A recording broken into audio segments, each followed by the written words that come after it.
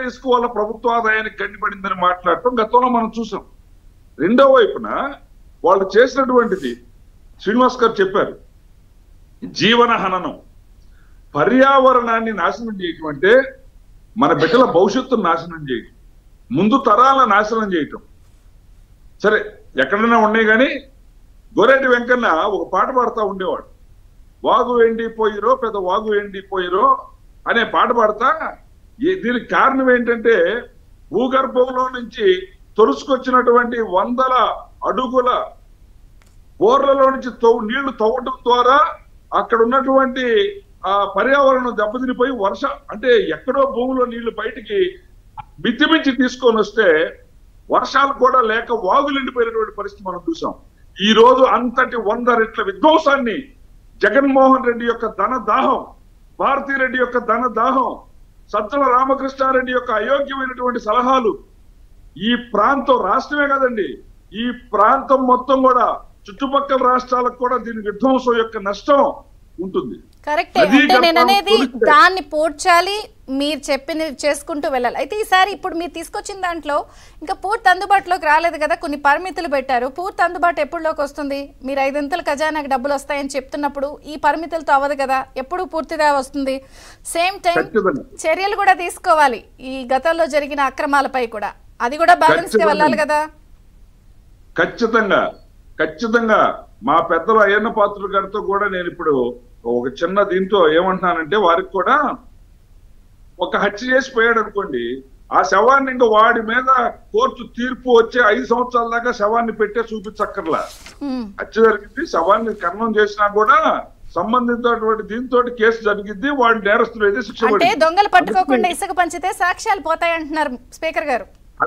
అందుకే నేను అంటుంది, శవాన్ని అక్కడ పెట్టే మొత్తాన్ని పట్టుకుని శిక్ష వేయపడలేదు, వీళ్ళందరూ దొరుకుతారు. ఈ రోజు రాష్ట్రం ఆశగా ఎదురు చూస్తూ ఉంది. రాష్ట్రం భవన నిర్మాణ కార్మికులు కాదు, రాష్ట్రమే ఆశగా ఎదురు చూస్తూ ఉంది ఒక సంస్కరణల వైపు. ఖచ్చితంగా ఒకవైపున వెంటనే అందించాలి. జగన్మోహన్ రెడ్డి లాంటి అయోగ్యుడైతే వర్షాలు వచ్చినాయి, వరదలు వచ్చినాయి, ఎండ కాసింది, ఇసుక తీయలేదని చెప్తాడు. విజనరీ చంద్రబాబు నాయుడు గారు ఈ 3 కోట్ల టన్నుల ఇసుక ఈ రాష్ట్ర ప్రయోజనాలకు ఏదైతే అవసరం ఉందో దాన్ని మొత్తాన్ని కూడా ఏ సమయంలో ఎలా సేకరించాలి, ఎలా అందించాలి, ఎలా స్టాక్ చేయాలి అనేటువంటిది స్పష్టమైనటువంటి అవగాహన ఉంది. దీనిపైన ఖచ్చితంగా ఈ రాష్ట్రంలో అలాంటి సమస్య రాకుండా చూస్తాం. రెండవది, ప్రధానంగా గతంలో కూడా కొరత వచ్చింది. ఎందుకంటే రాష్ట్ర ప్రయోజనాలకు మించి మీరు చెప్పినట్టు 30-40 వేలు కాదు చంద్రిక గారు, కొడాల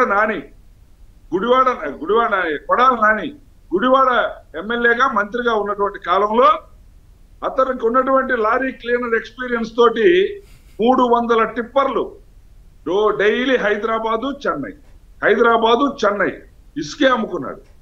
ఇక్కడ ఒక ఎంపీగా ఉన్నటువంటి నందిగం సురేష్ ఎస్కార్ట్, అతను కొద్ది గొప్ప అతను వాటా, అతను ఎస్కార్ట్, వీళ్ళందరూ కూడా పక్క రాష్ట్రాలకి, ఈ రాష్ట్రంలో ఒకవైపున పరిస్థితి అడుగంటిపోతా ఉంటే ఈ రాష్ట్రంలో ఉన్నటువంటి నదీ గర్భాలను తొలిచి వాటిని తీసుకుపోయి పక్క రాష్ట్రాల్లో అమ్ముకొని సొమ్ము చేసుకున్నారు. ఈ పిచ్చిముండా గడుపులకు తెలియదు ఏంటంటే వీళ్ళు ఇంత కష్టపడి ఏవో వెనకేసుకుందాం అనుకున్నారు. గతంలో పేరు చెప్పను కానీ వైసీపీలో ఉన్న ఒక ఎమ్మెల్యే చెప్పాడు, మా బతుకు ఇసుక క్వారీల దగ్గర గుర్కాలుగా బతికాము, మేమని చెప్పాడు ఎమ్మెల్యే. ఒక ఎమ్మెల్యే ఈ మంత్రులు కూడా దోసుకుందాం అనుకున్నారు కానీ మొత్తం వసూలు చేసింది భారతి. వీళ్ళ దగ్గర ఏం మిగల్లా, వాటిని కూడా ఉంచరా వీళ్ళకి.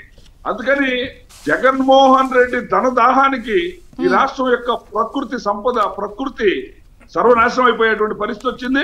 దీని మీద ఖచ్చితంగా